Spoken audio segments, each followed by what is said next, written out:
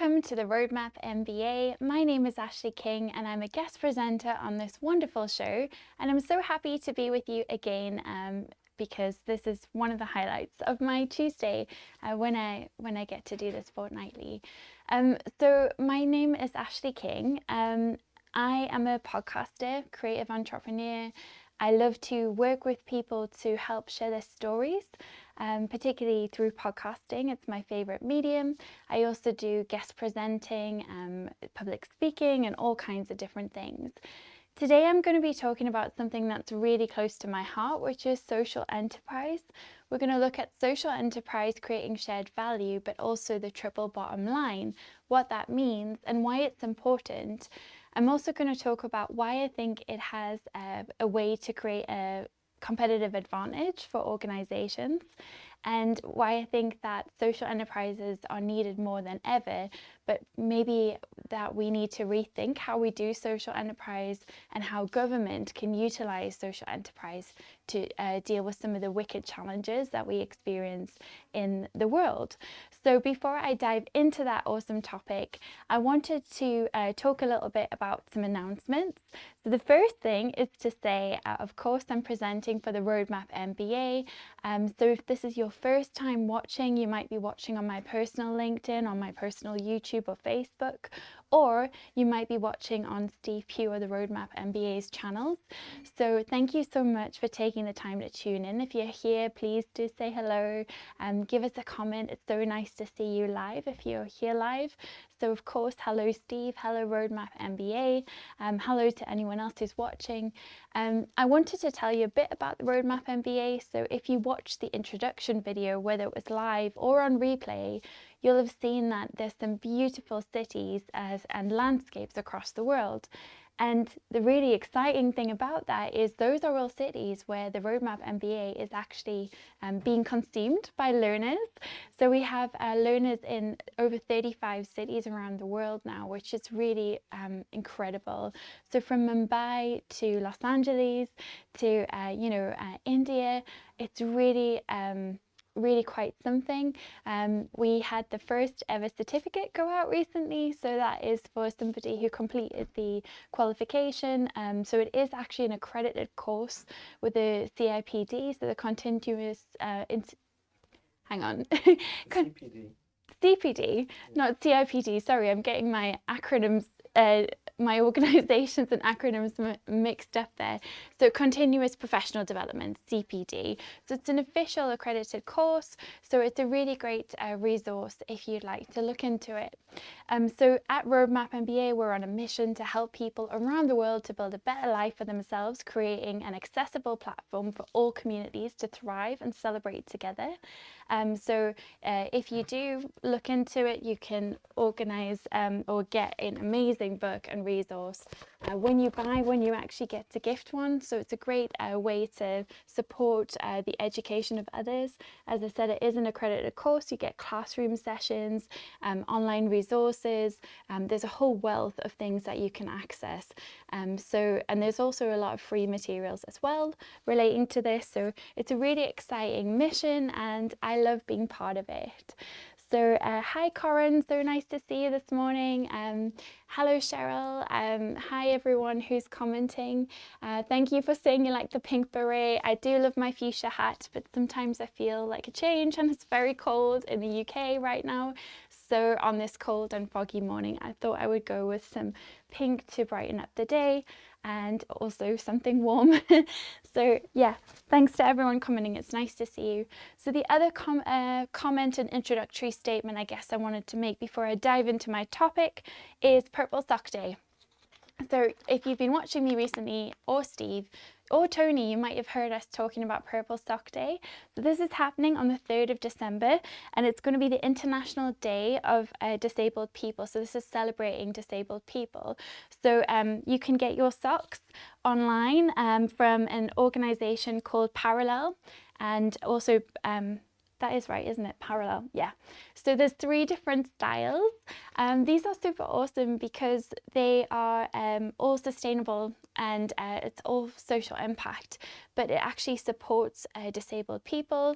It's really important for us to remember that when we are using our choices as consumers, that we think about where we put our money.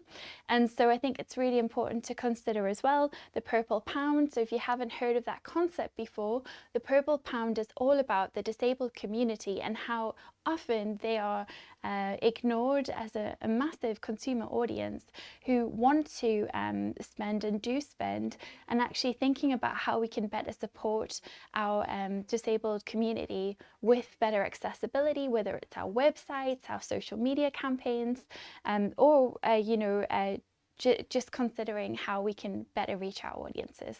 So please do check that out. I've got a special podcast episode coming on the 3rd of December.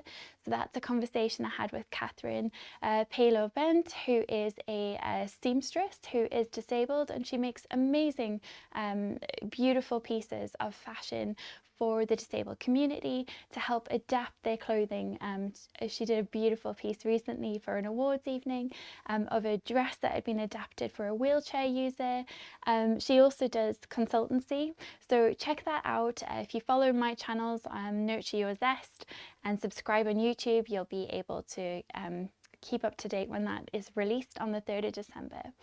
So thanks so much again for joining in. I want to dive into my topic because it's really important. So I'm talking about social enterprise, as I said. I always like to talk about why I chose this topic.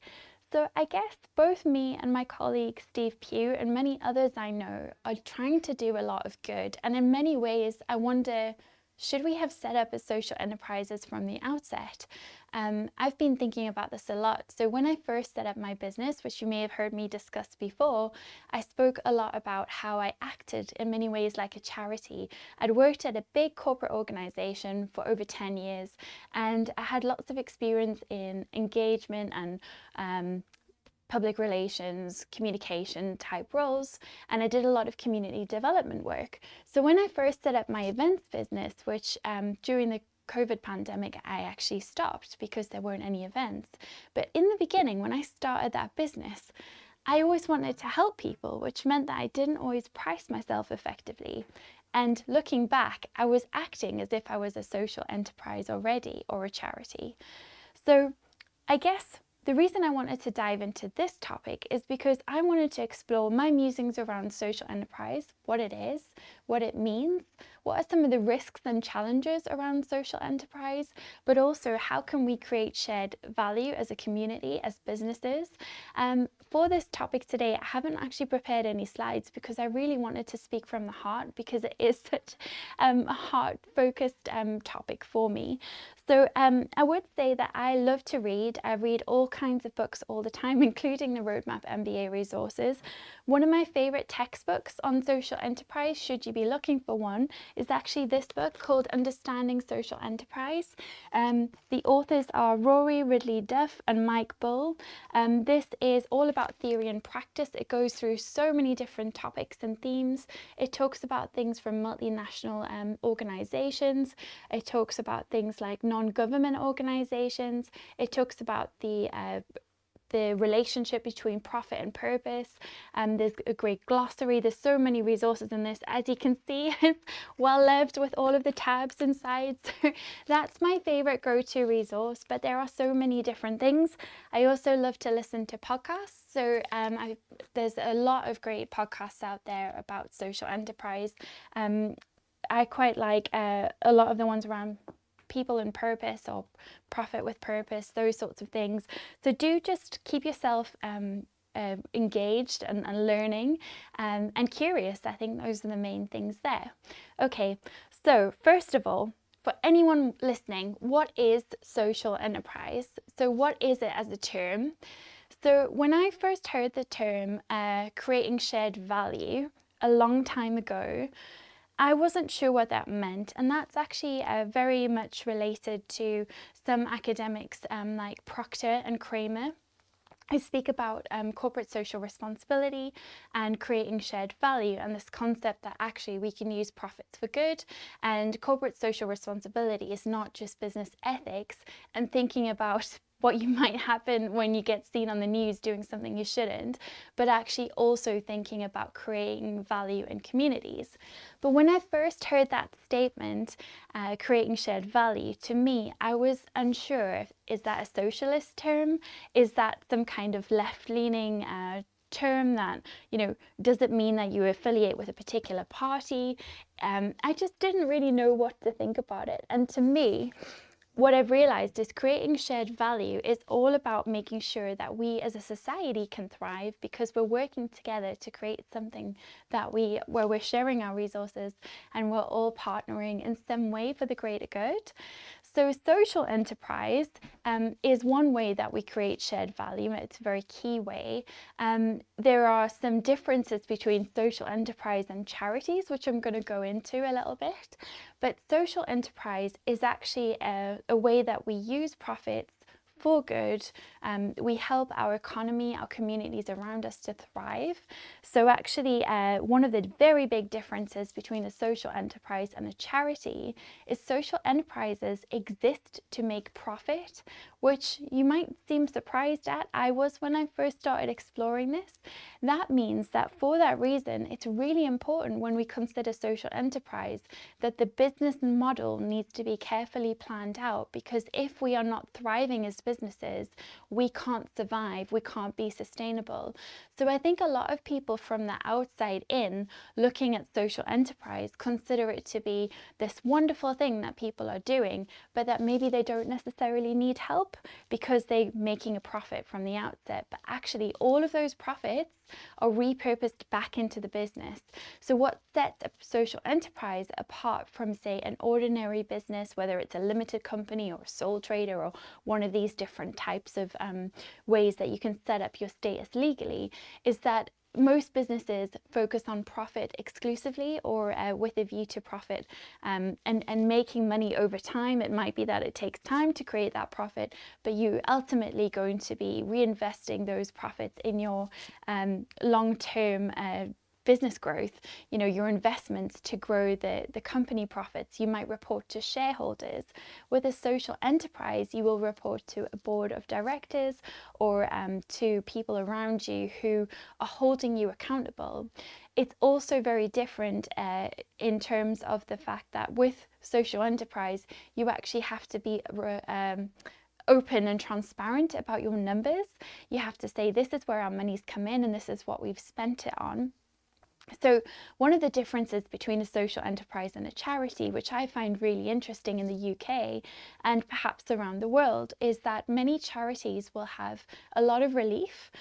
So for instance, if you look at rates relief, to actually have their business from things like their local council or things like this, you can have things like small business rates relief, whether you're a private business or a social enterprise or charity. But actually most charities get support towards gas, electric, many of their bills, water, things like this. For many social enterprises, they actually don't have that same support, but they're also working to create good. So it's a little bit of a tricky system when you look at all the ways that we can actually look at social enterprise, from business to charities to social enterprise. Another term, there's many terms around social enterprise that I'll talk about today, but a term I wanted to explain first of all is something called the triple bottom line. So if you haven't heard that term before, you might have also heard it seen as or discussed as the phrase people, planet, profit. It can be very much around how we can use our resources to support people and a better world, also the planet, so environment, sustainability, our biodiversity, but also doing that with a profit. So how do we use our profits to enrich our communities, but also to make sure that the business or the charity or social enterprise is sustainable? So there's quite a lot going on around the world of social enterprise, and I wanted to share some examples in the hope that they help you to think about things that maybe could be a social enterprise that you hadn't considered before.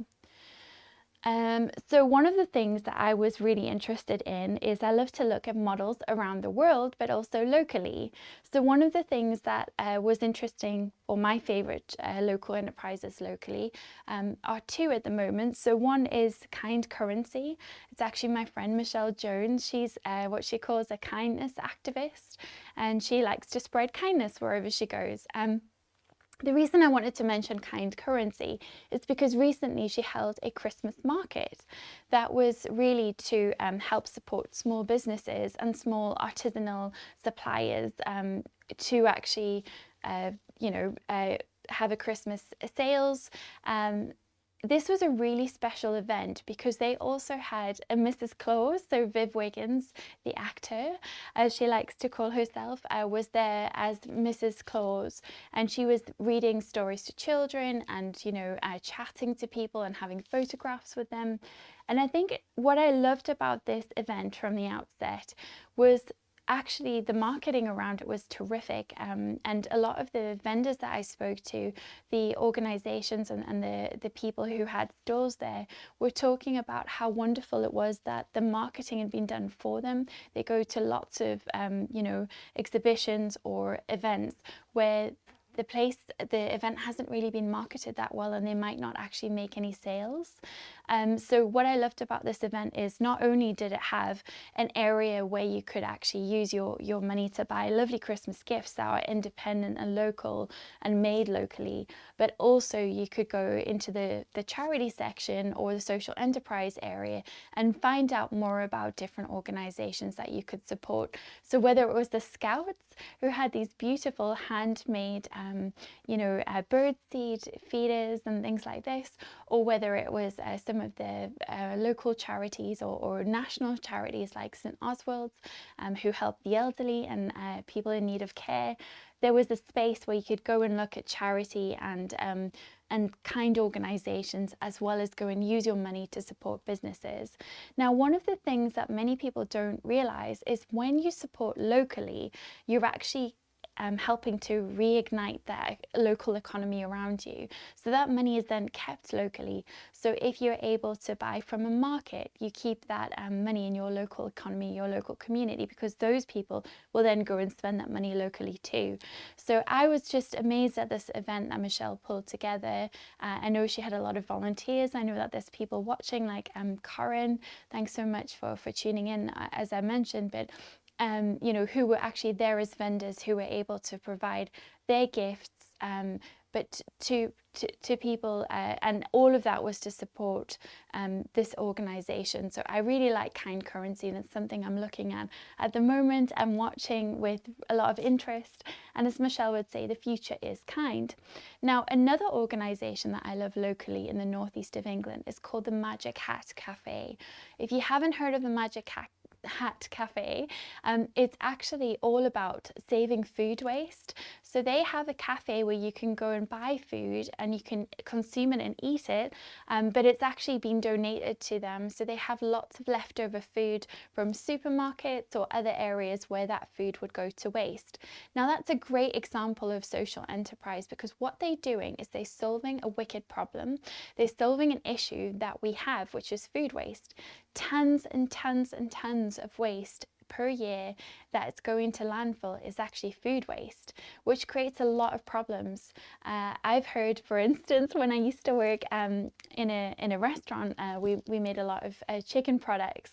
When you throw away raw food, it actually creates other issues that you might not be aware of, such as pests. But also it can have a negative impact on bird life. So if birds, for instance, were to eat raw chicken, they actually can have some really serious illnesses, which can cause other issues that we might not be aware of. So it's really important when we think about food waste, when we think about what we buy, that we think about the lifetime journey of that food. Where is that going to go? How are we going to dispose of it? Are we going to eat it in time?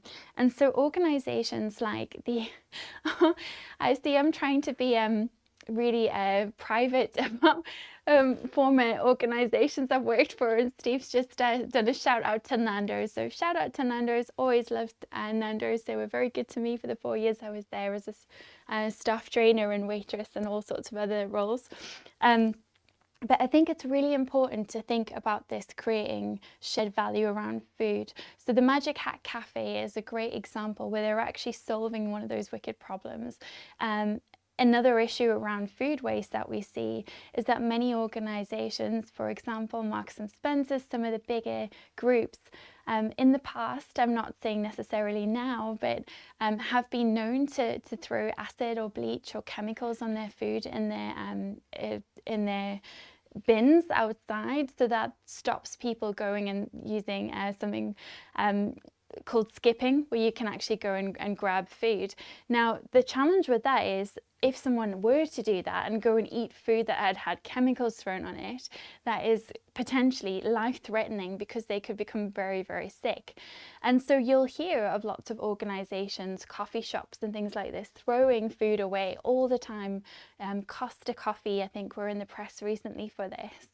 So one of the things with that is that if we are throwing all this food away and we're just throwing it outside and people are then taking it out the skip, there are sometimes issues with big companies where there's worries about criminality, there's worries about people hanging around for free food. So if they were to give that food directly to people in need, does that mean that people then become reliant on that food? Do they then have queues of people waiting for food? So these are some of the issues around food waste, and that's why if you have an organization where bigger companies, whether it's a supermarket, whether it's a coffee shop, know that they can actually take that food and that waste to a particular place and give it to them. Food is going to be utilized to meet the needs of a community around it. That is so important. So the Magic Hat Cafe, for instance, have a pay-as-you-feel cafe, or they have things like you can buy groceries there, but pay as you feel. This is something you see in other areas of the UK, other areas of Newcastle locally. So for instance, the biker community centre, which unfortunately is no longer running the way it had because of the pandemic, but biker community centre had a pay-as-you-feel grocery place where you could go and get groceries or fruit, and you could pay what you could. So instead of using a food bank, you're still able to support your local community, but you're also saving food from going to waste. So there's so many examples about this locally in the northeast of England.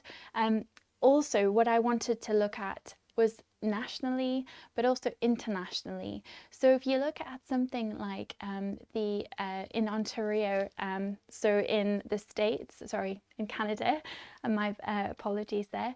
So in North America, in Canada, I saw an example of something, I believe it was called the Harmony Centre. But what that was is it was an old church that was not being utilized. So actually, this is an example where governments and municipalities could look at the buildings they have around them and see what is or isn't being utilized and actually find ways to solve problems. So if we think of how many people are potentially homeless or on the streets, but also how many buildings are not being used and they just falling into ruins, there is a way to fill this gap and solve these issues. So in the Harmony Centre in Ontario, what they had done is they had taken an old church and they had renovated or utilized the spaces as event hire or performance spaces for singing groups, for different musicians and things like this. On the other hand, what they'd also done is they'd rented out spare spaces for hot desking, so to give people a place that they could work for a fairly inexpensive cost. That meant that those people who were hot desking were saving on the cost of a full contribution to setting up premises. So they were able to get a fairly inexpensive place and work there. And then at the same time, they had a charity component to that. So they had a soup kitchen. And actually, what blew my mind is that this organization was for profit, because the way they made the profit was they were renting out hot desks or doing event hire. But what they were also doing in their charity arm was they were feeding 80 people a day. through hot meals. 80 people of the community. And what I found fascinating about this, it was a no questions asked soup kitchen. So people could go, they didn't have to say why they were there. They didn't have to fill in forms and say, I'm in need and I need this or I need that. They were just able to go and access support that they really needed. And I think that's so special, because I think sometimes when it comes to the homeless, or when it comes to certain members of our community that are marginalized and who we may in the past have people might have described them as undesirables, often we will have barriers to entry for them, whether it's at a soup kitchen or whether it's accessing support they need. Financial inclusion is a very important topic to me, and I think it's a wicked problem we need to look at as well. One of my favourite researchers on that is Dr. Karen Elliott, who was at Newcastle University Business School, and I think she's moved to Birmingham University. But financial inclusion is a huge issue.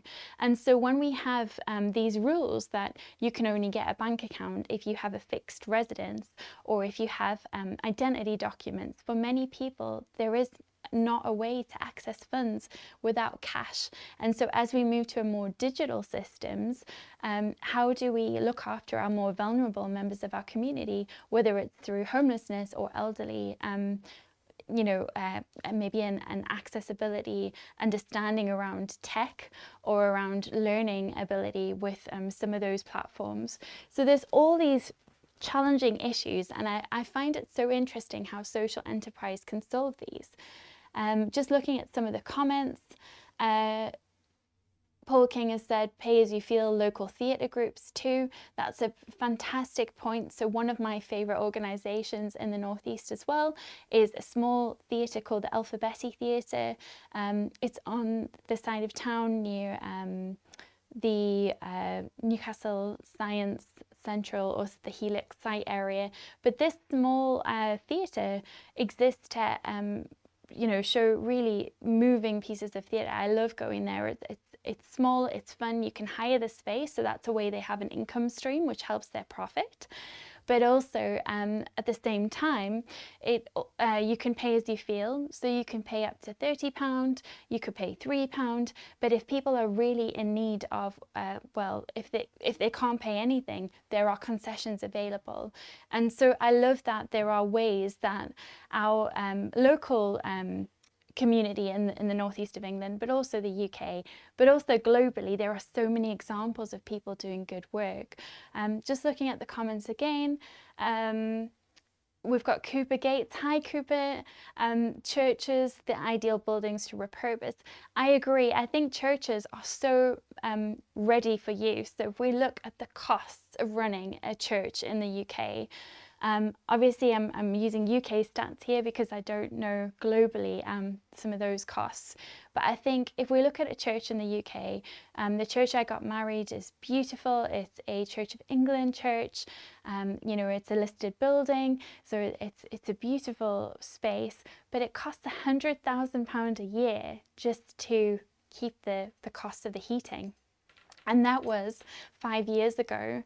So with the current costs of heating and electricity, I can't imagine how they are actually tackling those challenges. I know, for instance, this church that I'm talking about, St. Gabriel's in Heaton, a beautiful church, they do things like they do event hire for scouts, or they do Christmas markets, or they do ways to, support their local communities. But I think this is a perfect example where churches can offer hot desking to purpose-led organizations, or they can offer other ways to make an income. You'll see a lot of churches now that have gone into ruins or disrepute because they just can't run the way they did before. So it's quite common if you go to some of the trendy places like London or Leeds, or even in Gosforth in the northeast of England, you can find churches that have been turned into pubs, which I find quite interesting, or restaurants. I think for me, it's quite sad sometimes that we see churches used as bingo halls or gambling centres sometimes. I found that quite shocking that in Baiga there's a church that's had to move out of the church into a centre so that a bingo hall can take the church space, because the audience or the amount of people who are utilising that space are more interested in gambling than using it for other activities. So I think churches, as Cooper said, are a great space. In terms of Cooper's point about the kitchen being impressive, how much are those spreading? So that specific example, I believe, was the Harmony Centre in Ontario.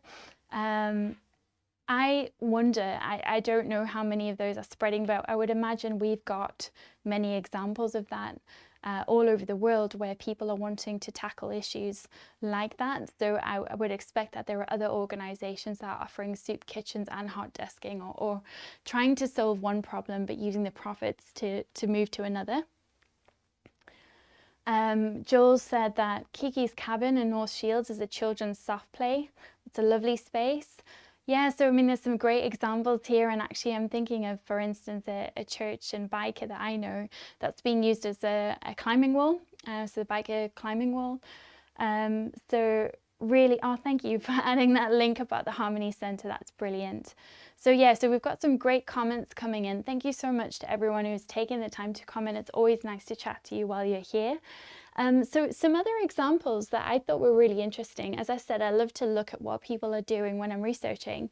So if we look at something like Australia, one of the things I found really interesting was that in Australia, there's lots of examples where in the past they would have bought the kind of red cones or orange cones you see for roadworks from China, and they would have imported those items into Australia, which is good. It's, you know, we want globalization. We want to buy things from other cultures or communities.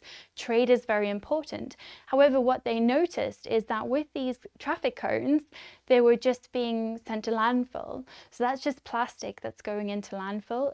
It's actually a tremendous amount of plastic per year, because traffic cones get damaged. You know, people might run into them. You know, you have issues with maybe they damaged in construction sites and things like this.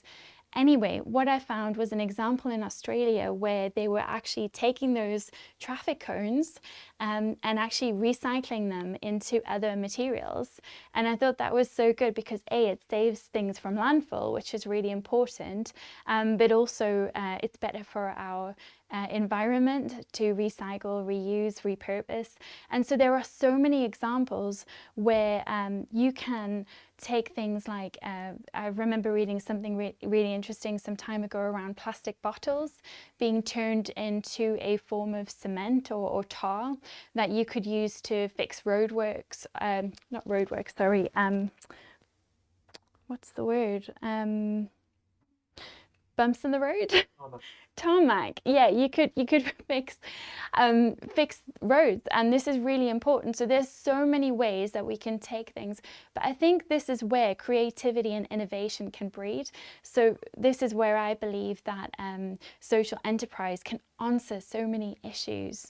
So if you have examples that you've seen of social enterprise, or of ways that people are taking an ordinary product, repurposing it into something else, but to help with the greater good, to help with issues around people, planet, you know, and purpose or profit, please let us know in the comments, because it's great to see these coming in live. I'm just looking at the comments again. So Cooper said, gambling is a double-edged sword. Poker can be fun for minor amounts of money. It can be a toxic addiction.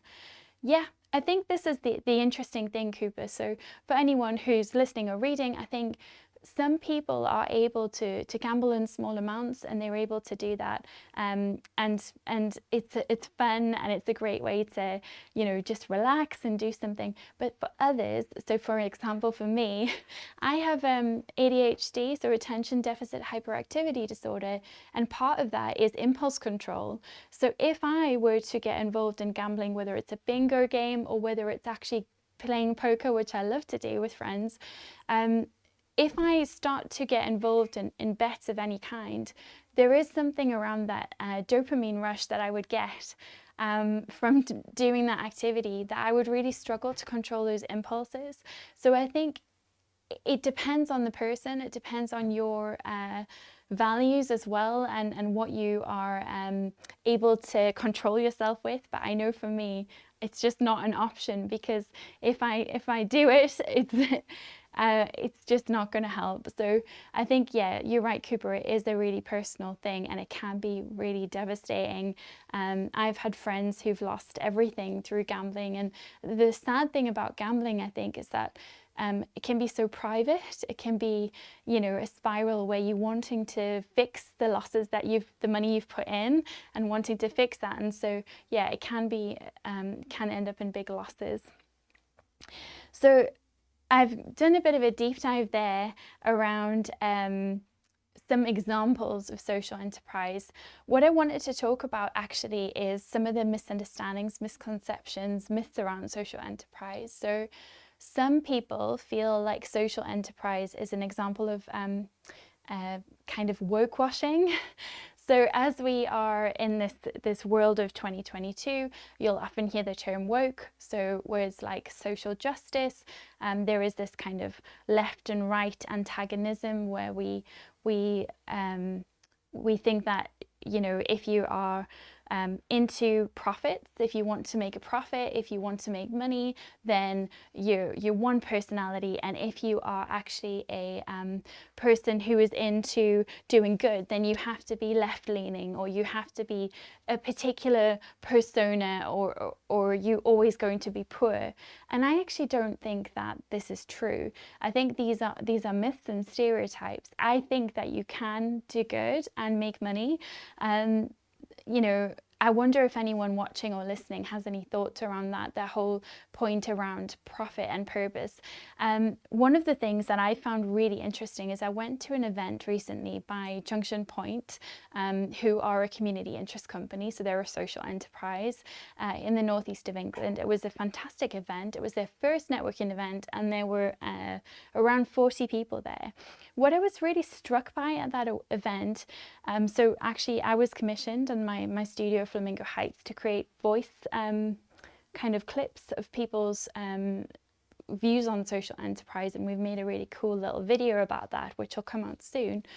But what I was really struck by was how many people who were talking about social enterprise actually were in this position where they maybe had a learning disability or a learning difficulty, had some form of neurodiversity, or they'd experienced some kind of trauma.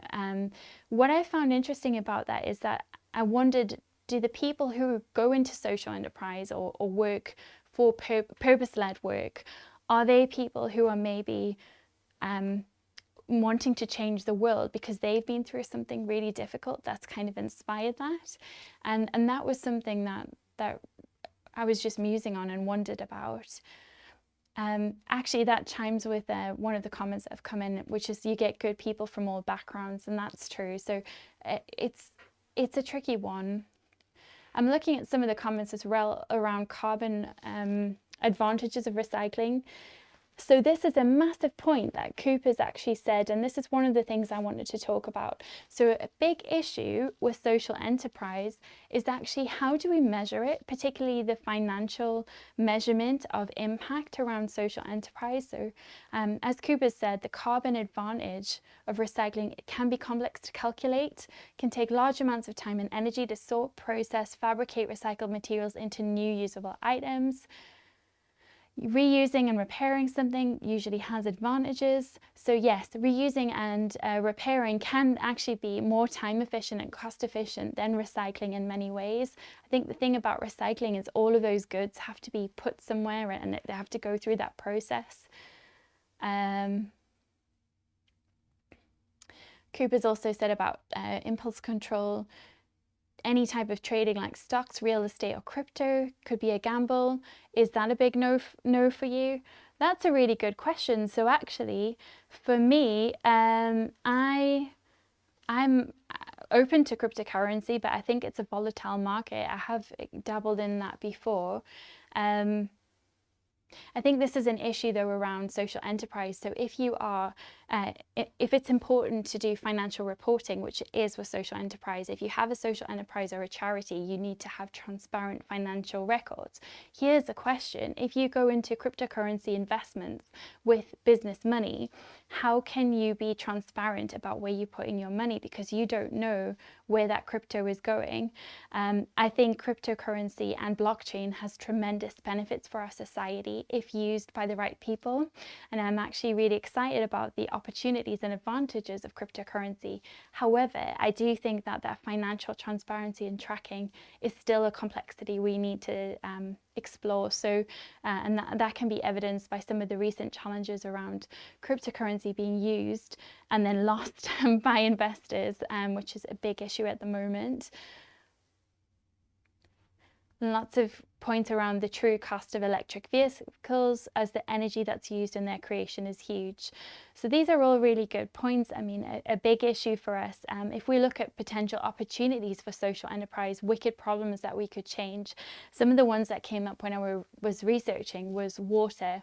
Water is a significant one. How much water is used in clothing, in our costs of processing and manufacturing. Things like fashion was a big one, where I think there's massive opportunities for social enterprise or purpose-led work around fashion, how we pay people, having a clear living wage. So when I looked into the research around living wage and social enterprise, that was really interesting, because if you're a global organization, so if you're a conglomerate or some kind of multinational organization, what might be considered a living wage in the US might be very different in another country.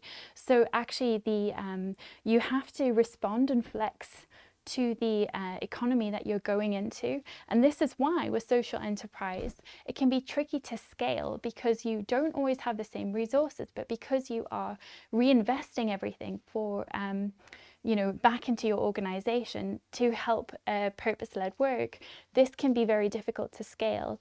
So some of the other issues that I found, a myth or misconceptions around social enterprise, was, as I was saying earlier, about woke washing. So this is this idea that while we are greenwashing sometimes as organizations, oh, I'm so wonderful because I recycle this bit and I do this, and I have an electric vehicle, but actually sometimes we might be antagonizing certain issues without being really clear on our values. So one of the things I thought was so important around values and social enterprise, values kept coming up in every textbook I read, in every podcast I read. This concept of, why are you doing what you do? What are the values around that? And actually, if you are wanting to scale, having those values can really help to support your discussions, your thinking, all kinds of things like this.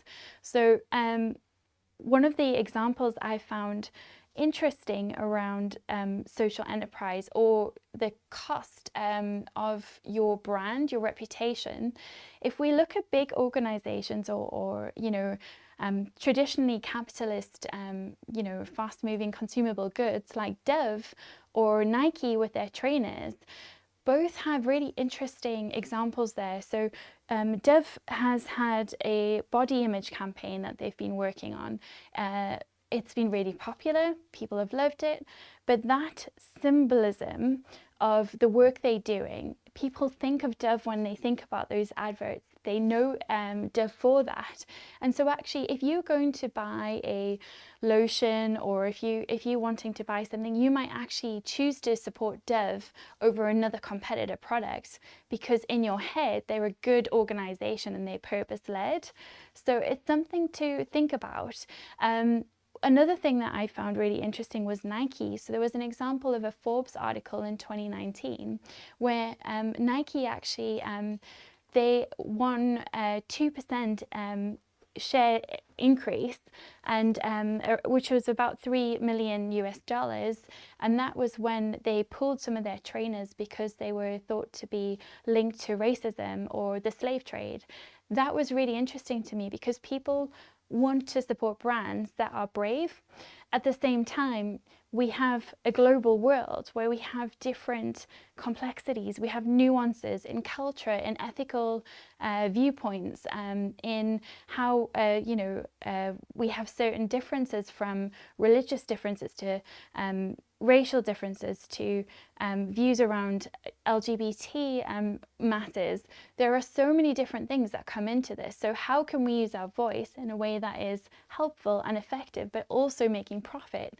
Because sometimes you can get so stuck as an organization trying to grow, in trying to be all things to all people, and also trying to meet the needs of such a diverse audience, that it can be hard, because you can feel confined by different restrictions. And this is where I think it's important to have values in social enterprise and know what you stand for.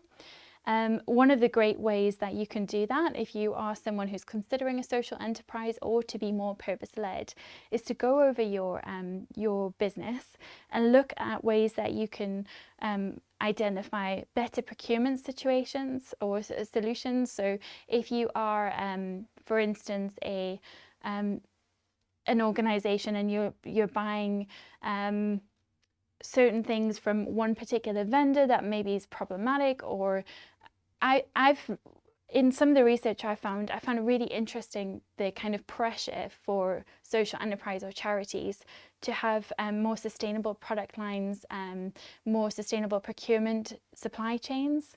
And this was really interesting. So that could be a competitive advantage. So even if you are a business who is not socially focused or is not a social enterprise or charity, what I found really interesting is that there is a huge competitive advantage for being for having a positive procurement partnerships or supply chains, because where you're getting things from, where you're getting your materials from, is really important. So those are some of my musings on social enterprise. I think that there's so much I could talk about. There's no way I could even deep dive into all of it. I think it's a really important thing to consider the opportunities ahead of us to deal with some of the wicked problems we talked about. So whether that's poverty, which is huge, homelessness, whether it's looking at some of the rural agriculture issues that we may have around our rural communities. Are they supported? So a few years ago, when we had huge issues with storms in the UK, there were some rural communities in Northumberland that didn't have any access to power, to connectivity, to internet, to any way to speak to each other. And so this is really important, where there might be parts of our community or society that are not actually, their needs are not being met. And I think this is a real opportunity for our governments, our municipality systems, to work with areas where they can innovate. I do believe that social enterprise can help a lot with that. So those are my thoughts for today. Thank you so much for tuning in. If you're not watching live and you watch later, I'll try to catch up with any comments after the fact. It's really interesting to be able to chat about these different topics. Also, if you have any tips of anything you'd like me to cover, I'd love to know your thoughts. Every time I think about what I want to talk about, I get really excited and I think, oh, well, I could talk about 5 or 15 different topics. So I'm really interested in what you'd like to look at, what business topics or social topics you'd like me to look at. I'm really, really fascinated by the fact that there's people in over 35 countries around the world who are consuming this content and who are actually investing in their own real world business education through the Roadmap MBA. So thank you so much for being part of this journey, and I hope to see you again soon.